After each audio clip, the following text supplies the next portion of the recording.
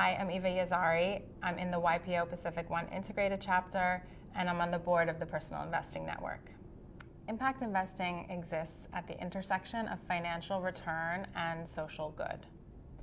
It is a way and a lens to invest rather than simply an asset class for investing. And it allows the investor to bring their values into the equation and to make a financial return in doing so. To me, what's powerful about impact investing is that it pushes the boundaries for the available capital that the world has to make social change.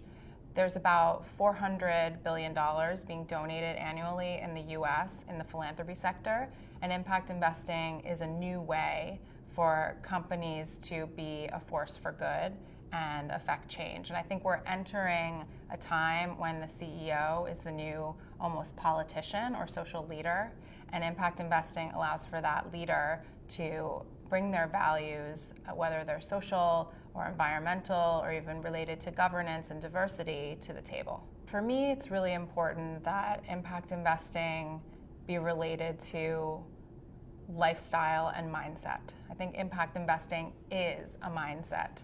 And in leadership, we increasingly encounter the necessity of a positive mindset and a mindset of more than money. I think we've all seen examples of leaders around the world that are changing the game in their fields. They're going beyond what they're being asked to do by their shareholders. They're looking at all stakeholders as a part of their work, and they are often the most successful leaders that we have examples of.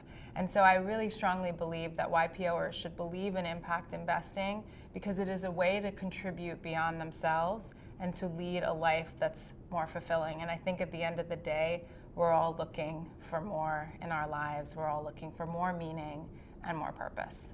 The biggest myth is that impact investing does not generate returns. The reality is it's a $12 trillion market, including environmental, social, and governance investing. And it is a market where about 90% of investors are generating returns that are in line with their expectations. The myth about impact investing is that it is not real business, or it is only charity or philanthropy.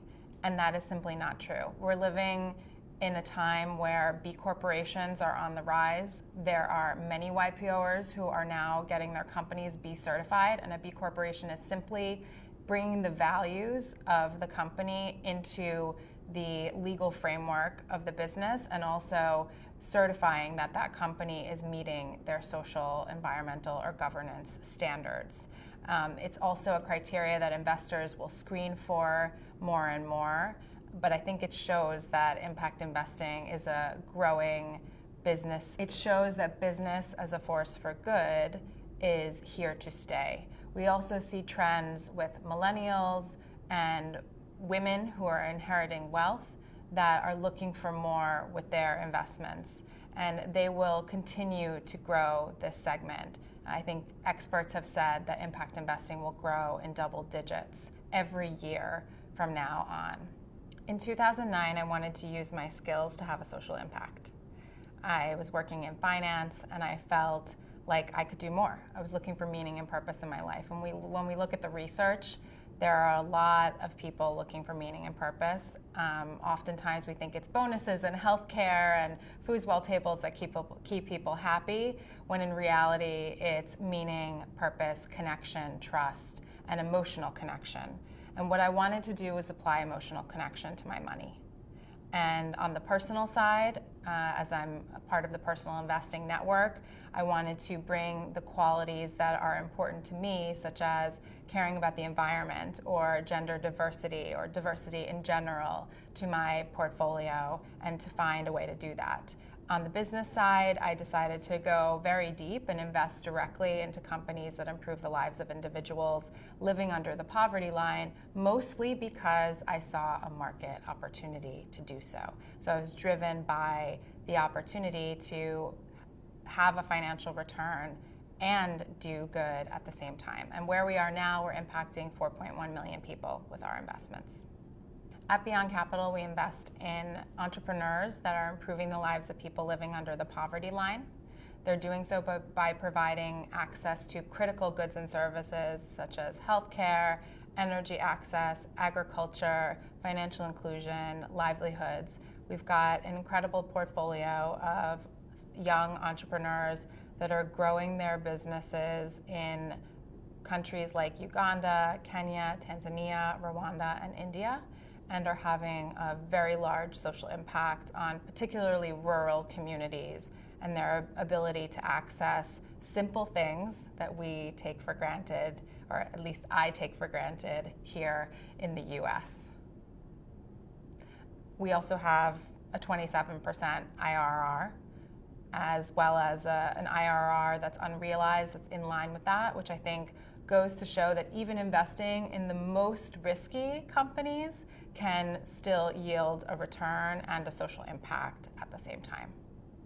You can't get involved in impact investing without defining your values. While it may be confusing when we look at impact investing to see that one person might care about gender diversity and another person might care very passionately about the environment, I think it just helps us know that defining your values is a very important part of the process. So if somebody was interested in impact investing, I would have them start there and then understand that living according to their values is important. And then they can start to learn more about investment opportunities. But I do also believe that wealth consciousness, which is the awareness of how we spend our money and how we find meaning in our money, is a very important component of becoming an impact investor as well. I think we've seen that chasing money for money and chasing profit for profit doesn't make everybody happy, and people are looking for more in today's world. And when they can kind of go beyond and bring their values to even their consumer choices, but in this case, their investments, there is a power that comes from that. Last step would be to find the right expert to help them. There are tremendous resources already. Impact investing has been around for almost two decades, and there are great people, some in the YPO network, that are helping investors make impact investments, and in some cases transition their whole portfolios to impact investing. And they're doing so with a tremendous amount of research and track record behind them.